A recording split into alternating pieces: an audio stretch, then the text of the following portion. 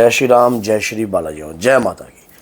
तंत्र का प्रभाव शरीर के किन हिस्सों पर सबसे पहले पड़ता लगता है?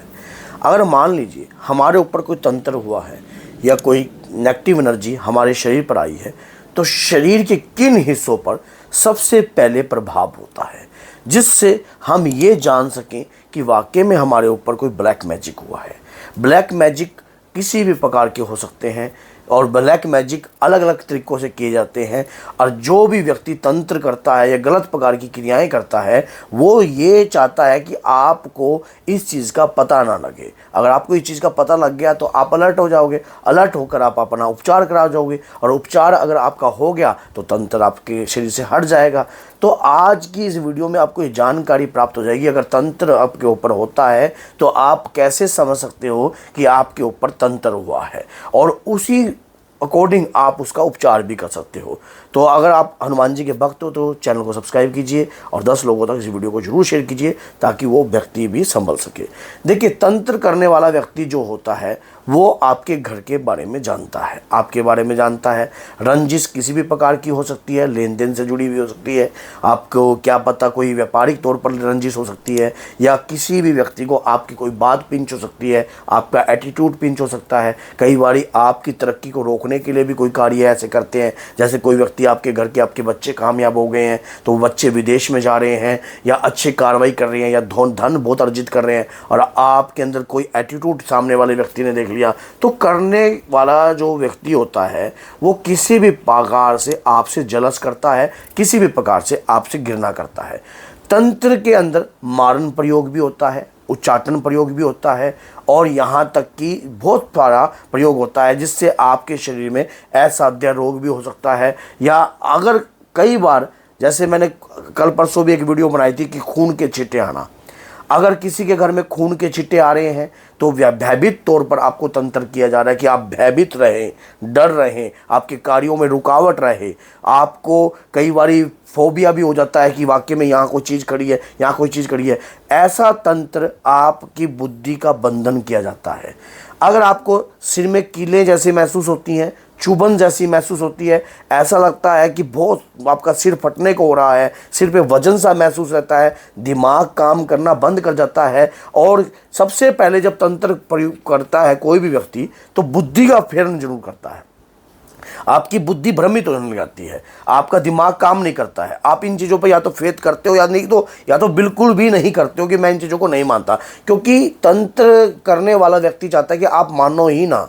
क्योंकि आप डॉक्टरी इलाज करोगे तो अगर आप डॉक्टरों के पास जाओगे तो आपके शरीर में बीमारी उत्पन्न होएगी, कहीं ना कहीं रोग उत्पन्न होगा, और जिससे आपकी किडनी लीवर पर इफेक्ट पड़ेगा, और इफेक्ट पड़ेगा तो मारण प्रयोग की क्रियाओं के द्वारा भी इस प्रकार से तंत्र किया जाता है ताकि आप बीमार रहो। फिर आप बहुत सारी दवाइयाँ खाते हो, जगह जगह जाते हो, फिर एक समस्या से दूसरी समस्याएँ खड़ी हो जाती हैं।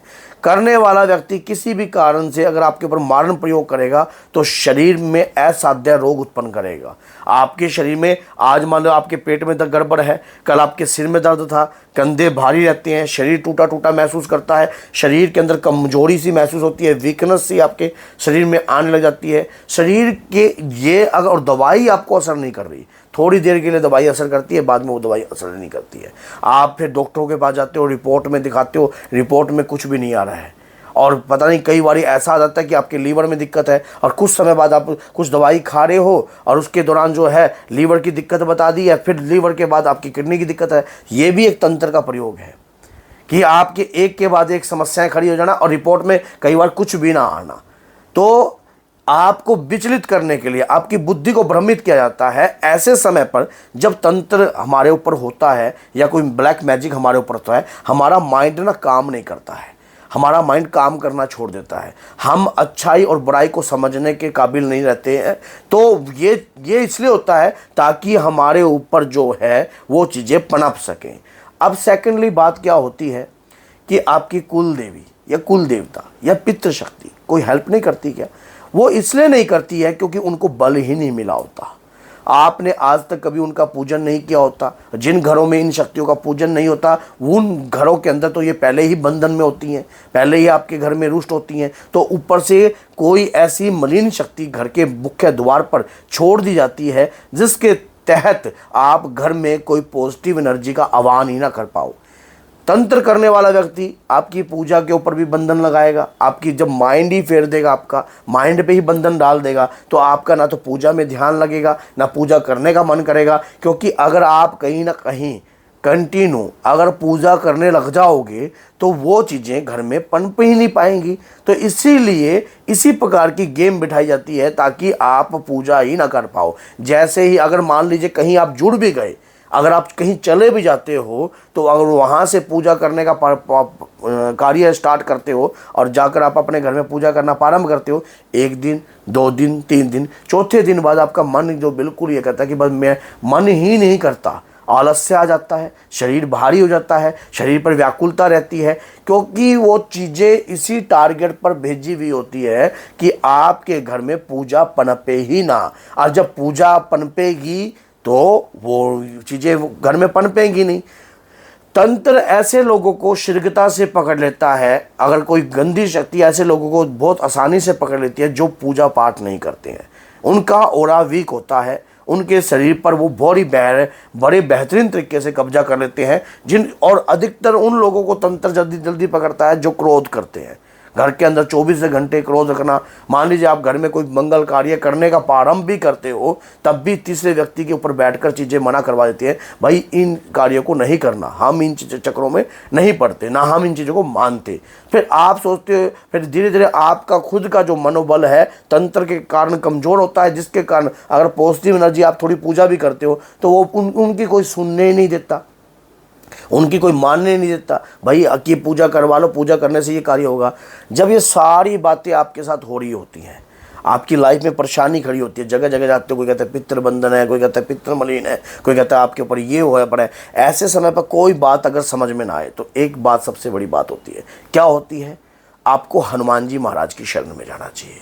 मैं आज आपको बताता हूँ, एक लाल रंग का कपड़ा ले लेना। लाल रंग के कपड़े के अंदर 381 रुपये लेने हैं, 7 लौंग लेनी है और 11 हरी इलायची लेनी है और थोड़े से सफ़ेद तिल लेने हैं। लेकर आपने बांध कर हनुमान जी महाराज के चरणों में अर्जी लगा देनी है कि हे बाबा, मेरी ये अर्जी है और आपकी ये मर्जी है।